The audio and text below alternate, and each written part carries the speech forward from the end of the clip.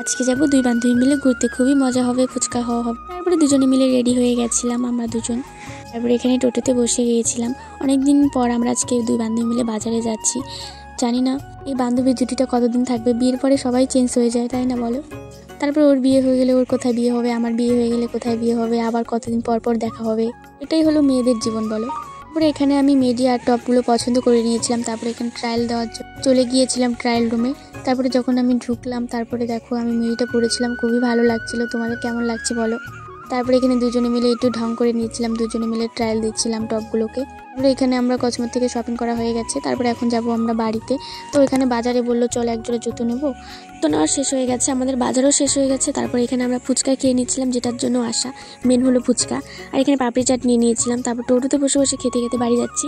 আমরা বৃষ্টির মধ্যে বাড়ি চলে এলাম। তারপরে দেখো আমাদের দুর্গাপুজোর প্যান্ডেল হচ্ছে বাড়ির পাশে, আর এদিকে আমিও চলে এসেছি বাড়িতে।